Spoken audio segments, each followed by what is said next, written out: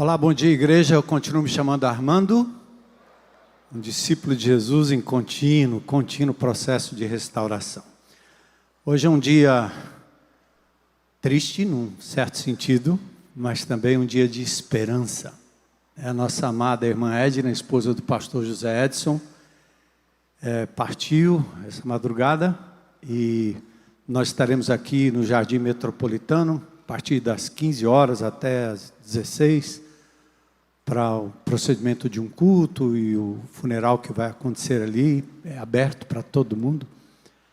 Mas queria dizer assim, da minha alegria de relembrar tudo aquilo que a Edna representou na minha vida pessoal, meus primeiros dias de conversão. Eu conheço a Edna há mais de 50 anos, logo que eu me converti. A Edna foi super amiga, companheira de acampamentos, e Heloísa também conhece a Edna há muito tempo. Depois o José Edson entrou na história, eles casaram. Depois José Edson foi convidado para vir tomar conta do Colégio Querigma, esse colégio que abençoou tantas pessoas aqui nessa cidade. E certamente os alunos do Querigma vão se lembrar da professora Edna. E a Edna nos abençoou com o Geração Futuro, junto com a Heloísa, implementando esse programa aqui há muitos anos atrás. Enfim, a gente só vai se lembrar da Edna sorrindo, muito alegre. Ela quebrava o gelo de qualquer reunião pastoral. E talvez a coisa mais importante é que a Igreja Batista Central de Fortaleza cuidou muito bem dela. Amou até o fim. E pastor José Edson agora também, que vai certamente passar por uma situação de vale, né, até ele se recobrar, também continuará sendo cuidado e amado por essa igreja. E talvez deixo aqui só uma palavra para a igreja. Quando nós enfrentamos esses momentos, a gente se lembra do apóstolo Paulo. Não quer dizer que crente não chora. Jesus chorou quando soube da morte do seu amigo Lázaro. Mas a diferença é que o choro de quem conhece Jesus não é um choro de desespero. Então, por isso, Paulo, quando escreve aos Tessalonicenses, falando sobre o arrebatamento, sobre a vinda de Jesus, ele diz: agora, irmãos, não queremos que ignorem o que acontecerá aos que já morreram, para que não se entristeçam como aqueles que não têm esperança. Sabe aquela tristeza do desespero, de não saber para onde ir, para onde vai, para onde foi? Mas isso não acontece com aqueles que têm Jesus. Porque, disse Paulo, 1 Tessalonicenses 4,14, porque cremos que Jesus morreu e foi ressuscitado. Também cremos que Deus trará de volta à vida com Jesus os que morreram. Essa é a esperança maior do cristianismo. Não existe cristianismo sem a cruz de Jesus e sem a ressurreição. É o que nos diferencia de tudo mais. Todas as religiões, ao meu ver, elas apresentam um placebo para fazer a pessoa se sentir bem aqui nessa vida.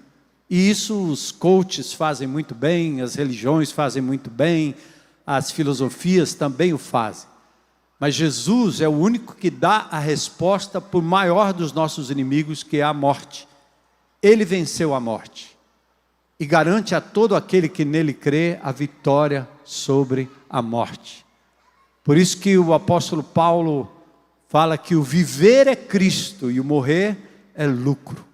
A gente aqui e acolá sente a falta de um ente querido que se vai. Eu fico imaginando no início da igreja, naqueles primeiros anos de perseguição, quantos cristãos perdiam a sua vida por conta da perseguição. E a igreja tendo que lidar com aquela notícia todos os dias. 2, 3, 4, 5, 10, multidões, queimados, jogados aos leões, tudo por conta da sua fé. Mas aqueles crentes em Cristo Jesus não desistiram, porque sabiam que a morte é uma passagem para outra vida. Jesus disse: eu sou a ressurreição e a vida. Aquele que crê em mim, ainda que morra, viverá. E o que vive, o que está vivo e crê em mim, não vai experimentar a morte eternamente. Então essa é a palavra que o Senhor nos console a todos, em nome de Jesus. Queria convidar você, se quiser e puder, mudar de posição. Vamos ler um texto do livro de Atos, capítulo 5, versículos 1 a 11. Esse texto estava programado, né? E eu pensando comigo, eu disse, puxa, é um texto bastante pesado, num dia pesado. Mas é a palavra de Deus. Por isso que Paulo diz aos anciãos lá de Éfeso, né? Nunca deixei de vos anunciar todo o conselho de Deus. Talvez seja o melhor momento para a gente refletir sobre a realidade da presença do Espírito Santo, da disciplina do Espírito Santo. Para que a gente compreenda não só a veracidade da presença, que é tão real, nós cantamos aqui, mas as implicações desse Espírito, que não é qualquer Espírito, ele é santo. Então vamos ler dos versos 1 a 11. Atos capítulo 5, versos 1 a 11. Vamos ler juntos? Podemos ler juntos? Entretanto, certo homem chamado Ananias, com sua mulher Safira, vendeu uma propriedade, mas em acordo com sua mulher, reteve parte do preço e, levando o restante, aos pés dos apóstolos. Bora, classe. Verso 3. Então disse Pedro, Ananias, por que encheu Satanás teu coração, para que mentisses ao Espírito Santo, reservando parte do valor do campo? Conservando-o, porventura, não seria teu? E, vendido, não estaria em seu poder? Como, pois, assentaste no coração este desígnio? Não mentiste aos homens, mas a Deus.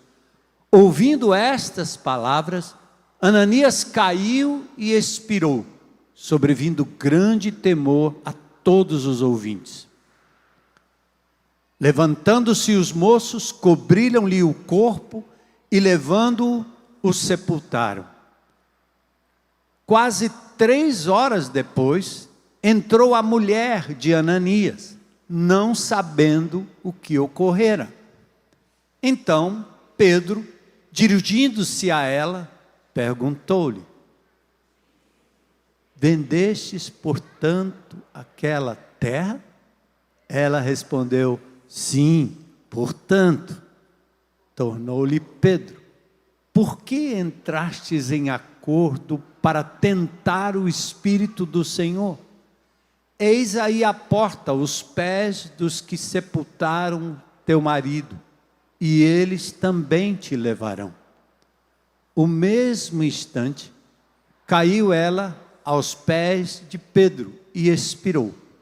Entrando os moços, acharam-na morta e, levando-a, sepultaram-na junto do marido. E sobreveio grande temor a toda a igreja e a todos quantos ouviram a notícia desses acontecimentos. Senhor, fala conosco nesta manhã. Já pranteamos a morte da nossa amada e agora o Senhor nos leva a um texto da palavra de Deus que tem relação com o nosso coração, tem relação com a presença do Espírito Santo. E eu sei que o Senhor é capaz de aplicar essa palavra a cada coração segundo a tua vontade. Então conduze-nos, Senhor. Fala conosco. Nós te agradecemos e oramos em nome de Jesus. Amém. Podem sentar.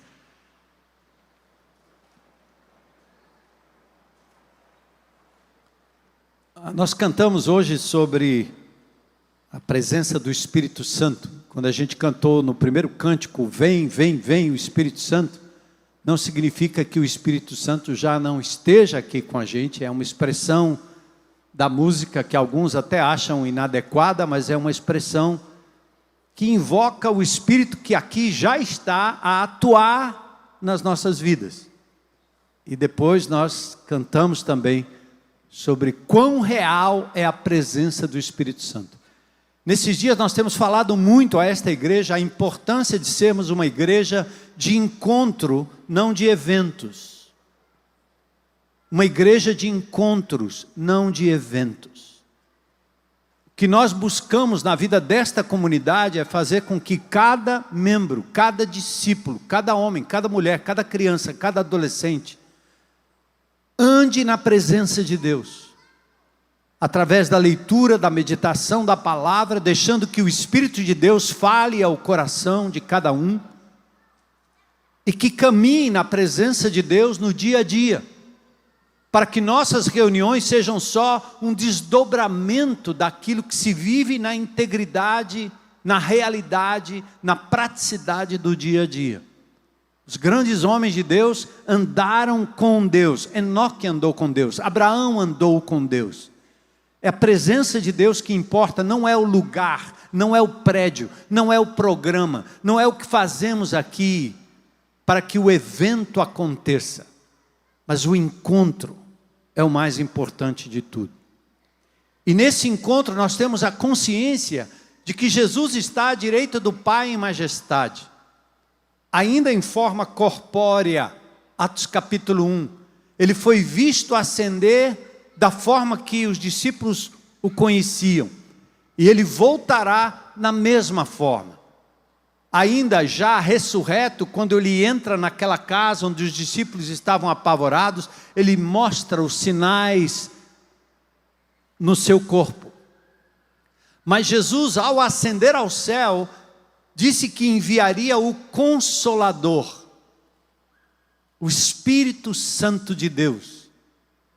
Esse Espírito que é tão mais real do que o vento, do que o ar que nós respiramos.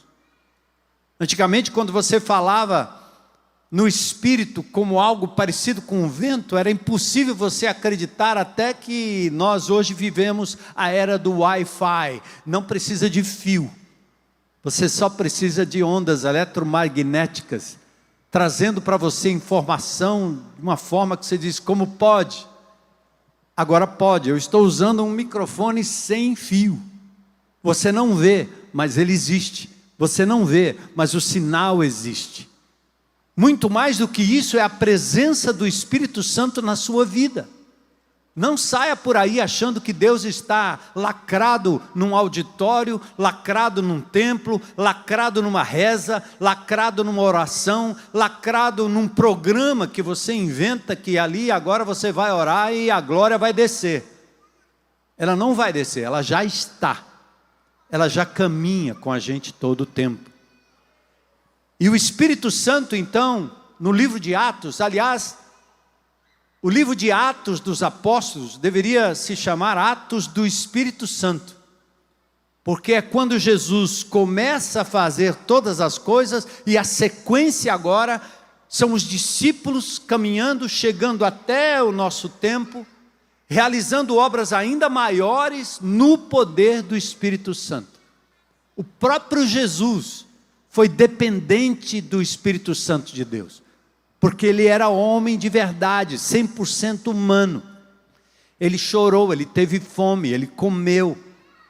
Então Jesus, na sua humanidade plena, dependeu da ação do Espírito Santo na sua vida. E no batismo nós tivemos ali uma prova cabal dessa vinda do Espírito para um momento do seu ministério, os 3 anos em que ele esteve entre nós. Então o livro de Atos é o livro do Espírito Santo. A vida da igreja é a vida do Espírito Santo.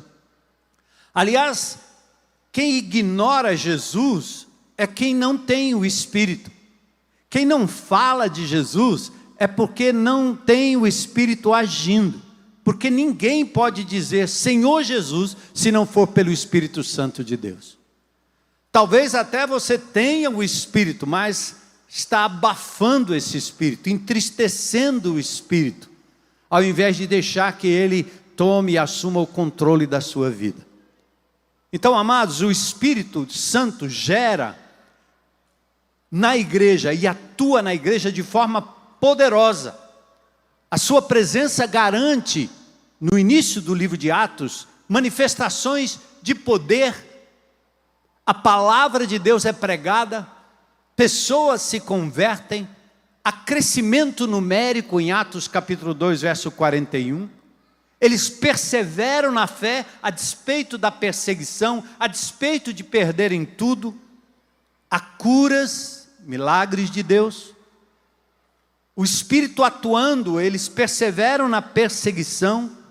O Espírito atuando, eles estão orando de casa em casa. Não é um culto de oração, não é um programa da igreja de oração, mas é oração que se faz no quarto fechado, na casa, ali na mesa, no grupo menor, em todo canto, em todo momento. Mas há um aspecto dessa ação do Espírito Santo que não pode ser negligenciado. É a disciplina do Espírito. E nós vivemos numa geração em que já não se pune mais nada, não se disciplina ninguém, não se contraria filho, deixa andar, deixa lá, ele vai pegar um trauma, eu não posso dizer não. E a gente vai se acostumando, não só com esses procedimentos libertinos, sem disciplina, que a gente começa a olhar Deus como se Ele fosse um Papai Noel, sócio dos nossos próprios pecados todo o tempo. Eu fiz aquilo errado e não deu em nada. Vou fazer de novo? Não deu em nada. Vou fazer de novo? Não deu em nada. Porque a gente entende que Deus é esse cara que passa as mãos na nossa cabeça. Tem um salmo, se não me falha a memória, o Salmo 51, que diz: olha, você fez essas coisas todas e eu me calei. Você pensou que eu era o seu sócio nisso aí, mas eu vou te arguir, eu vou te chamar para conversa. Vai haver um dia de acerto. Então, hoje eu quero, aproveitando esse momento, que eu creio que é de Deus, a gente pensar que Deus é um Deus santo. E você não pode negar essa presença de Deus, porque fazer isso é fazer do homem, do líder, o próprio Deus. Você também não pode negar a santidade de Deus, porque negar a santidade de Deus é fazê-lo cúmplice da impunidade, da indisciplina que tanto nos incomoda aqui na terra. E quando a gente fala de santidade, santidade quer dizer o Deus santo é absolutamente separado de tudo que é mal. E Cristo morreu exatamente para isso, para que nós pudéssemos nos aproximar de Deus, sendo nós maus, por opção lá no Éden. É culpa do Adão. Não, larga a criança à sua própria sorte, não vai demorar muito, ela vai lhe desobedecer, ela vai cometer os seus próprios pecados. Há uma condenação hereditária, mas há também uma condenação dos atos pelos quais todo ser humano é responsável. Você escolhe errado, vai dar errado. E o pecado ou o pecador não tem como se aproximar de Deus. Foi Jesus que possibilitou isso. Porque ao nos aproximarmos de Deus com nossas mentiras, malícias, pecados, iras, roubo, nós seríamos fulminados. A Bíblia diz: a alma que pecar, essa morrerá. Mas Jesus assume de antemão, paga o preço sendo inocente, e Ele nos permite a chegar à presença de Deus. Ou seja, de verdade, Deus nos vê em Cristo. Por isso Ele olha para um miserável pecador como eu e diz: Ele é justo, Ele é santo. É uma declaração de Deus. Não quer dizer que eu faço tudo certo, mas o que quer que eu faça de errado, Jesus já pagou o preço. E embora sofrendo pelas minhas escolhas, eu posso me arrepender, eu posso me achegar a Ele. Então o texto aqui mostra de forma prática como a santidade de Deus se manifestou no início da igreja. Essa igreja que se propunha a andar no Espírito, que é santo. Aqui em Atos, no capítulo 5, verso 11, nesse texto aqui, é a primeira vez que a palavra igreja, eclesia, acontece ou aparece no livro de Atos. E o temor aqui, que veio depois dessas duas mortes, revela duas realidades. Primeiro, Deus é santo. Amém, igreja? Deus é santo, separado. Outra coisa, outra realidade, Deus é justo. Ele não deixará impune o pecado, o erro, a desobediência. Pode tardar, pode ser mais na frente, pode ser lá no grande dia, mas Ele há de praticar a sua justiça. E para quem está em Cristo, todos os erros cometidos, como a lei de talião, olho por olho, dente por dente, tudo que nós fizemos para ofender o Senhor justamente retribuiu, só que não em cima de mim, nem em cima de você, mas em cima de Jesus. Ele pagou o preço do nosso erro. Amém? Livres da condenação eterna por Jesus. Então o homem, outra grande verdade aqui, é interessante isso. Agora atenta, igreja, porque isso é importante. Nós somos o corpo vivo de Cristo na terra, amém? Nós somos membros uns dos outros. 1 Coríntios capítulo 12, correto? Então você olha aqui para essa multidão, nós somos o corpo vivo de Cristo na terra. E talvez uma das lições importantes aqui é que o pecado de um indivíduo no corpo pode afetar o resto do corpo todo. O que minhas mãos fazem pode afetar o meu corpo. Onde eu piso com o meu pé pode prejudicar todo o restante do corpo. Você sabia? Essa é uma lógica divina que nós não atentamos. Achamos que o nosso pecado só prejudica a gente mesmo, aquele a quem prejudicamos, e não entendemos a lógica divina do corpo, dessa integridade. Ou seja, eu preciso fazer o que é certo para a glória de Deus, mas também em função da igreja de Jesus, do corpo de Cristo. Eu não quero manchar o nome do Senhor. 1 Coríntios 3,16 diz: não sabeis vós que sois o templo de Deus e que o Espírito de Deus habita em vós? Templo não é essa tenda nem é parede. Templos são pessoas, templos somos nós. Josué capítulo 7, verso 1, lá no Velho Testamento, mostra como Israel foi derrotado como nação. Foi derrotada como nação numa batalha em Ai, exatamente por conta do pecado de um indivíduo. O pecado de Acã, que tomou e escondeu debaixo da sua tenda uma capa babilônica, 200 ciclos de prata e uma cunha de ouro. Ou seja, na hora de pegar os despojos, ele meteu a mão em algo que não era dele. E Deus puniu a nação por conta da atitude daquele indivíduo. Só parou quando o pecado foi descoberto e punido. Por isso o apóstolo Paulo, em 2 Coríntios 11, 2, ele diz assim: eu me esforço para que a igreja seja apresentada pura diante de Deus. E é assim que nós temos que lidar, inclusive com os pecados uns dos outros. Não como se pecado fosse alguma coisa que apenas me ofendesse, mas quando eu vejo meu irmão em pecado, eu tenho que lembrar da igreja de Jesus. Não faça isso pelo nome de Jesus, nem pela igreja de Jesus. Quantas vantagens nos são oferecidas como líderes de uma comunidade como essa?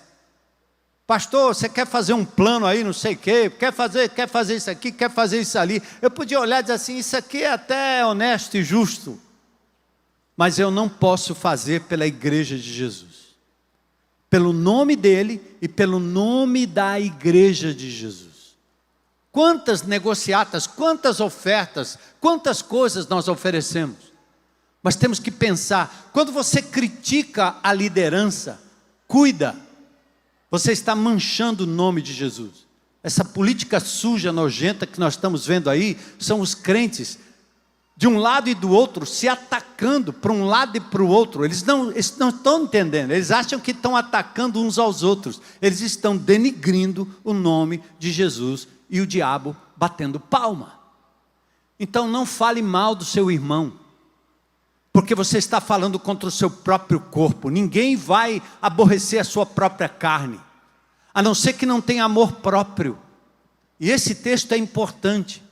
Então, amados, mais do que policiamento que a gente poderia fazer na vida dos membros, é a conscientização de que nós somos representantes de Jesus aqui na terra. Meu braço, o braço de Jesus. Meu ombro, o ombro de Jesus. Minha casa, a casa de Jesus. Meu carro, o carro do Senhor, consagrado a Ele. Então nós somos representantes de um corpo vivo. E a minha atitude individual nunca vai deixar de ter implicações na vida de outros. Quantos homens de Deus perecem porque tomaram uma atitude errada ali, às vezes até inocentemente, ou às vezes até sem a má intenção, mas acaba prejudicando a igreja como um todo, a reputação da igreja na cidade. Qual o contexto do capítulo 5 que nós acabamos de ler? É o capítulo 4, versos 31 a 35. Eles estavam orando, o lugar tremeu, todos ficaram cheios do Espírito Santo, houve anúncio da palavra. Verso 32 do capítulo 4 diz que havia um só coração, uma só alma.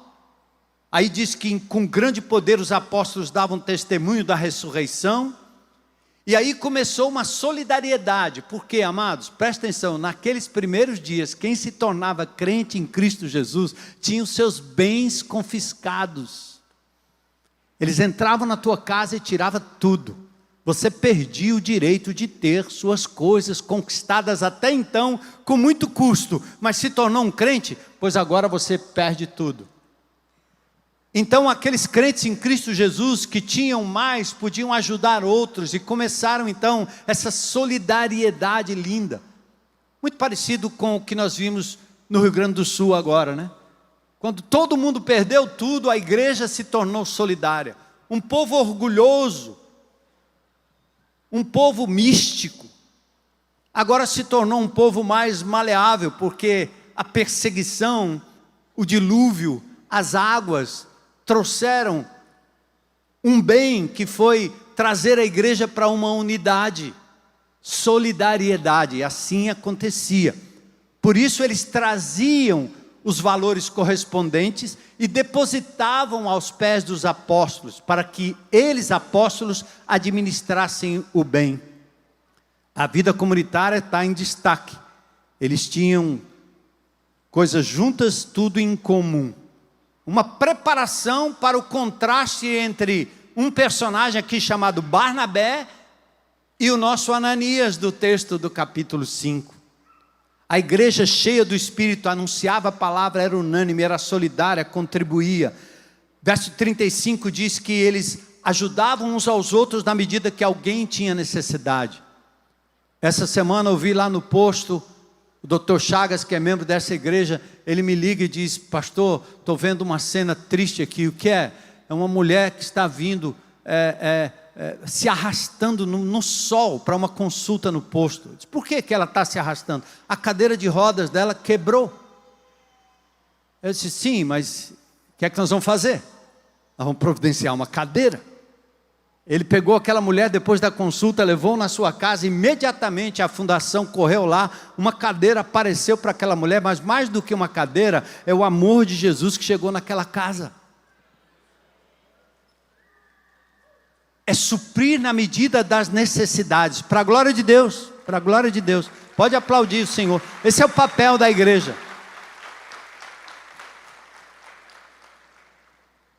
Então é à medida que havia necessidade. Isso aqui não é um comunismo ilusório.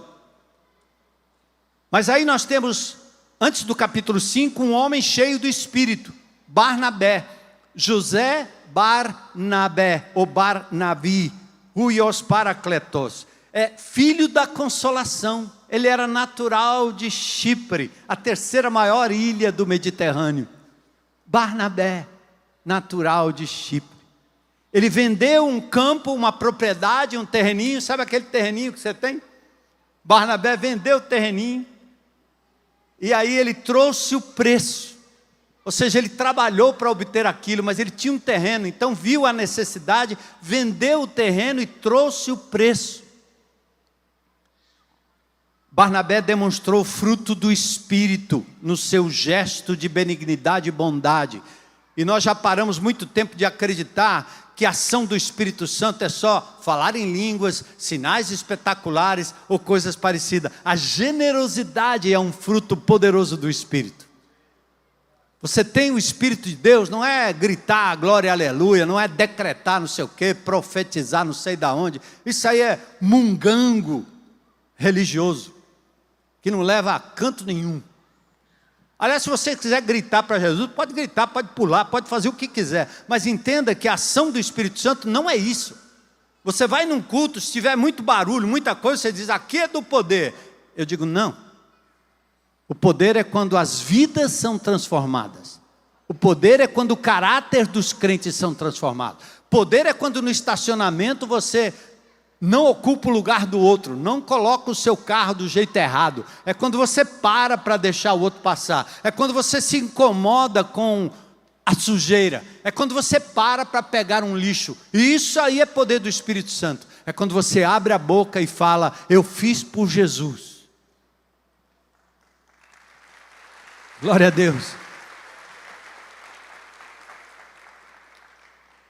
Bom, ele deu voluntariamente. Essa é uma ação do Espírito. Lá em Êxodo 25, na época da construção do tabernáculo, já havia uma descrição assim, veio todo homem cujo coração o moveu e cujo espírito o impeliu. Ou seja, a contribuição, gente, é algo do Espírito Santo, entende? A gente fica aqui dizendo, irmão, oferta, irmão, ajuda aí, irmão, tem a campanha. Mas não adianta, porque quem faz isso é o Espírito Santo de Deus. Só quem está no Espírito, é tocado pelo Espírito, entende que o que tem não é seu, e ele devolve a Deus o que é de Deus com a alegria do Espírito Santo. Checa a sua vida aí. O cabra sovina não pode ser um indivíduo cheio do Espírito, não é não? O Espírito de Deus, ele te compele e ele abençoa, com certeza. Mas vamos lá ao nosso texto. Versículos 1 e 2. Qual a causa da disciplina? Depois da história de Barnabé e sua oferta generosa, que foi aceita pelo Senhor, aí aconteceu o seguinte na igreja. Todo mundo que ofertava recebia um aplauso, né? Oh, que legal! Antigamente nas igrejas, o camarada se levantava para dar oferta, todo mundo via, né? Lá vai José, lá vai fulano, lá vai Beltrano, lá vai Maria, todo mundo via. Maravilha! Aliás, na igreja onde eu me converti, o valor do dízimo era divulgado. O pastor sabia quem é que dava, quem é que não dava. Então, o Zezinho deu mais, o Zezinho deu menos. E para tirar o Zezinho da igreja ou tentar botar o dedo no nariz dele era difícil, porque a contribuição era grande.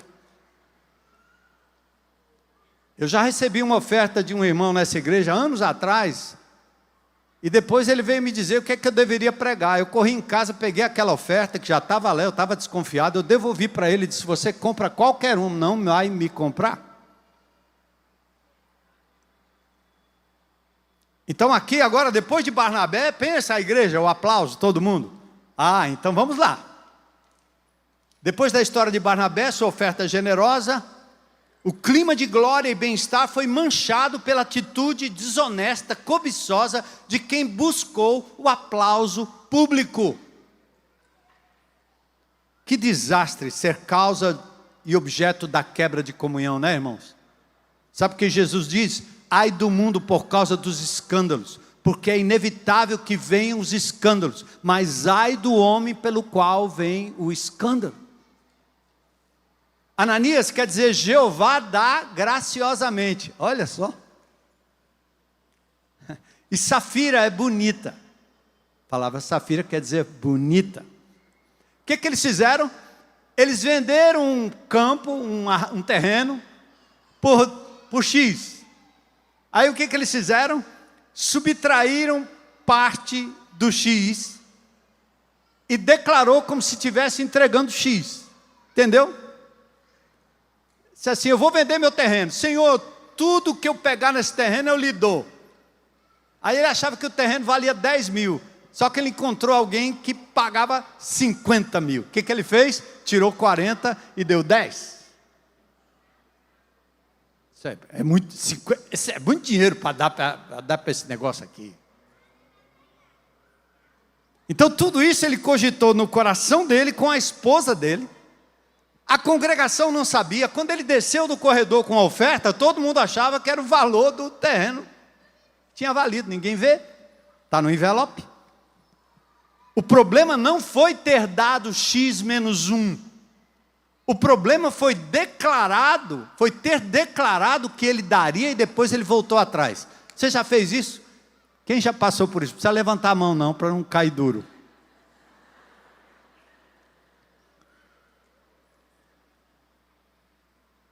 Eu disse que eu ia dar o dízimo, mas esse dízimo dessa coisa aí que deu certo aí não é muita coisa. Se eu der só um pouquinho, ninguém vai saber. Então no verso 2 diz, em acordo com sua mulher, ele reteve parte do preço, levando o restante. Ninguém sabia, mas quem sabia? O Espírito Santo, gente. Ele está aí, ele está te vendo, ele está vendo teu bolso, ele está vendo teu coração, tua cabeça, ele está vendo o que você está pensando agora. Ele reteve a palavra nosfizomai, mesmo do pecado de Acã. Ele quis demonstrar generosidade que estava além da sua realidade. Presta atenção, não sirva ao Senhor, não dê ao Senhor para buscar glória dos homens. Ele encarou a igreja como se fosse uma sociedade humana, ninguém está vendo. Ele destoou da unidade do corpo, ele ignorou a presença e a atuação do Espírito. Deixa eu fazer uma perguntinha para você, meu irmão, que frequenta essa comunidade. A quem você tem procurado agradar? Deus ou pessoas? A quem você tem dado glória? Isso significa, glória não é a palavra, certo? Oh glória, oh glória, oh glória, oh glória, oh glória, glória. Glória é quando você honra o Senhor. Quem de fato lhe vê no dia a dia? Atrás das telinhas, lá em casa, quando a mulher não está, quando o marido não está, quando o pai não está, quando o filho não está, quando o pastor não está. Quem é que está lhe vendo? Quem? Deus ou pessoas? Por isso na graça o mandamento vai além do gesto das mãos. Na graça é o coração que determina a aceitação divina. 2 Coríntios 9:7. Deus ama quem dá com... É lá do coração. Está dando constrangido? Presta não. Dê com alegria. Deus vê. De Deus não se zomba. Gálatas 6:7.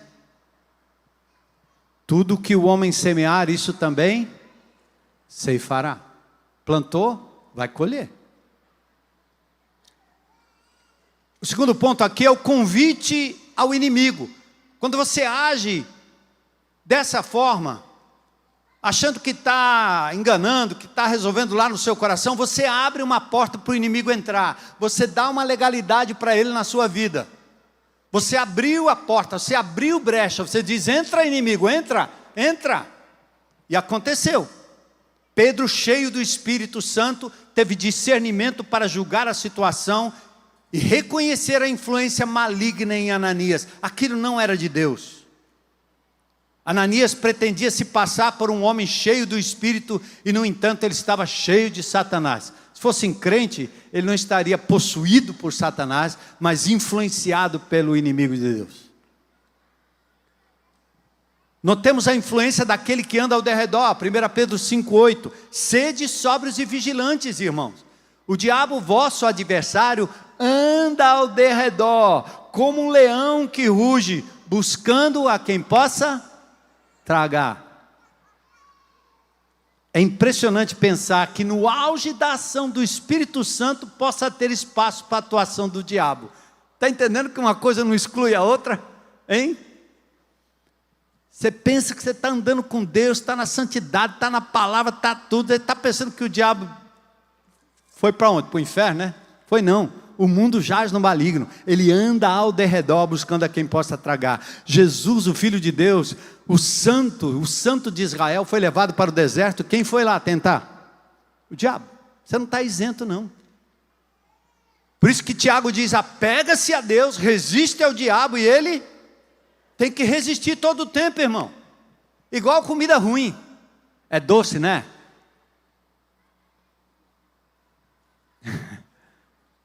É bom, não é gostoso? A mulher do outro.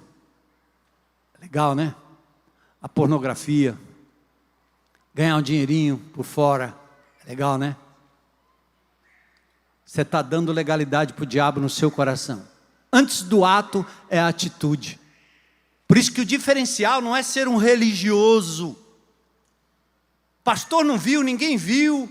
Ou então achar que cumpre os mandamentos e está tudo bem. Conversa. Lá dentro do seu coração é o Senhor que vai lhe checar. Anda na presença dEle. Amém, irmão? A integridade é na presença de Deus, é o que rola lá dentro. E se você pensou errado e cogitou errado, peça perdão rápido. Eu penso essas coisas ruins também. Opa! Hein? Eu pego aquele cara, eu vou pegar ele. Ah, se eu tiver a oportunidade. Aí lá dentro o Senhor diz, por que você está pensando isso? Para, entrega. A mim pertence a vingança, eu retribuirei. Então vamos lá, é impressionante pensar. Aí vem o limite da ação do inimigo. Aí Pedro disse, por quê? O questionamento, por que Ananias? Indica que ele poderia ter resistido à tentação daquele que é o pai da mentira. Por que Ananias? Por quê? A pergunta que Pedro faz é, por quê? Quer dizer, você poderia ter dito não. Amém? Diga não para o inimigo. Sai daqui em nome de Jesus. Sai esse pensamento da minha cabeça. Por quê? Como, pois, assentaste no coração esse desígnio? Champlin, um teólogo, escreve, a disposição naturalmente hipócrita de Ananias forneceu a Satanás a oportunidade necessária para injetar nele os seus desígnios sutis, para que ele enganasse os apóstolos e obtivesse vanglória para si mesmo, como se fosse um homem reto e generoso, hipócrita. A mentira contra o Espírito Santo. Gente, que coisa forte é essa. Presta atenção, a tentativa de enganar a igreja configurou-se numa tentativa de enganar o próprio Espírito de Deus. Grava isso, irmão. Quando você tenta prejudicar o corpo de Cristo, você está atacando o próprio Cristo. Porque vocês mentiram. Eles mentiram para a igreja. Não! Quando você mente para a igreja de Jesus, você está mentindo para o Espírito Santo de Deus. Pecar contra a igreja de Jesus é pecar contra aquele que nele habita. Lembra de Saulo, quando Jesus se encontra com ele, o que ele diz? Saulo perseguia a igreja, arrastava os crentes presos por aí. Quando Jesus se encontra com ele, ele diz o quê? Saulo, Saulo, por que me persegues? Até liderança, gente. Mesmo quando eu ouço de um líder evangélico, pastor, que está fazendo e acontecendo por aí, eu não ouso falar mal. Porque aquele cara pode estar errado, ele pode ser o que for, mas ele foi colocado ali pela comunidade como um pastor. É problema da comunidade, não é problema meu. Eu não abro a minha boca para falar contra alguém que o Senhor colocou ali. Seja quem for. Eu posso não concordar, eu posso discordar, mas eu não posso atacar. Quantas vezes eu vi pessoas questionando o pastoreio dessa igreja, eu sentado numa cadeira, o cara do outro lado, eu saio da cadeira e olho, olha aí, Você está pensando que você está me atacando? Você não está me atacando, não. Você está atacando a igreja de Jesus, uma liderança colocada pelo Senhor até aqui. A hora que Deus quiser, Ele tira. Na hora que Ele tirar, você ama, trata, perdoa, faz qualquer coisa. Mas para de atacar a igreja de Jesus. Santidade. Então bora lá, gente. O Espírito Santo é uma pessoa. Amém? Acepção e divisão traz fraqueza. Então, se você votar alguma coisa, é melhor não votar do que votar e não cumprir, tá certo? Eu vou fazer, Deus. Quando eu sair dessa, lembra? Não prometa. Não simule. E quais foram as consequências da disciplina? Vocês já conhecem, é rapidinho, versos 7 a 10. Primeiro Ananias, no verso 5, caiu morto. Deus não está matando todo mundo, porque senão a gente não ia estar vivo aqui, né, não? Hein? Pensou se cada domingo ele fizesse isso? Bufo! Mas ele permitiu essa coisa pública para que houvesse temor na igreja de um Deus que não é aquele Deus que você diz assim, é só no Velho Testamento, aquele demiurgo, aquele Deus ruim que manda matar todo mundo, criancinha, todo mundo. É porque o pecado dos dirigentes de uma nação matam crianças da nação. Quando Deus vai punir uma nação, Ele vai punir todo mundo, Ele não vai fazer distinção. Então no Novo Testamento, olha aqui a dureza, o cara veio, mentiu, caiu duro. 3 horas depois, lá vem a mulher dele, o que é que houve aí? Deu certo? Bufo, caiu duro também. Acã foi o caso paralelo no Velho Testamento. Então, ouvindo essas palavras, Ananias caiu e expirou. E o texto diz no verso 7, sobreveio grande temor a todos os ouvintes, todos que viram, todos que ouviram, temor sobre a igreja, temor a todos quantos ouviram a notícia dos acontecimentos. Sabe qual foi a consequência da disciplina? Morte. Veio concórdia. Logo em seguida a igreja estava atuando no pórtico de Salomão. Veio admiração de todos, o povo lhes atribuía admiração. Veio crescimento, a igreja foi crescendo ainda mais. Multidão de crentes em Atos, no capítulo 5, 5:14.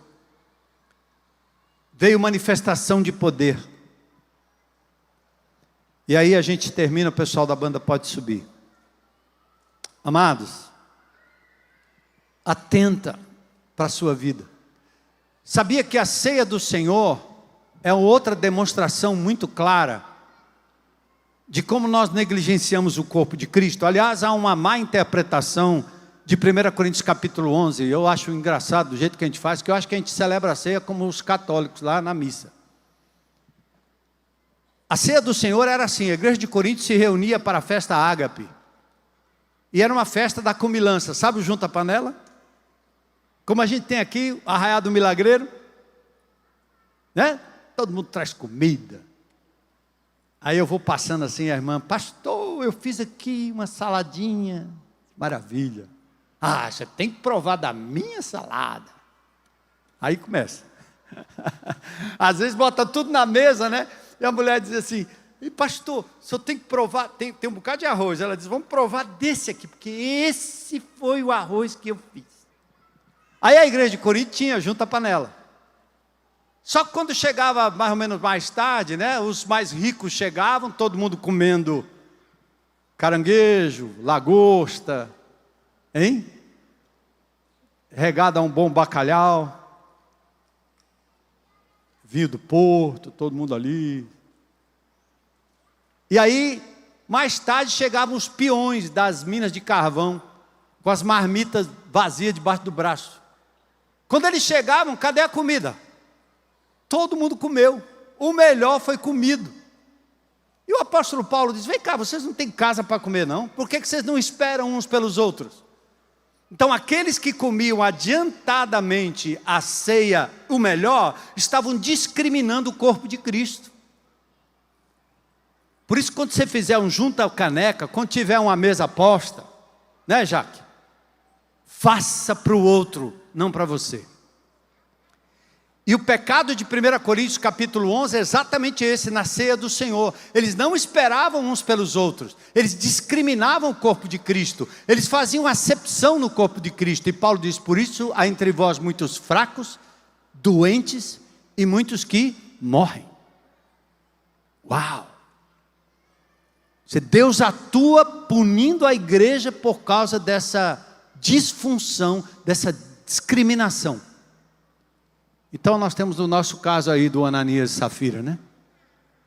Só para você lembrar e sair daqui, o Espírito Santo de Deus está no nosso meio, Ele é santo, amém?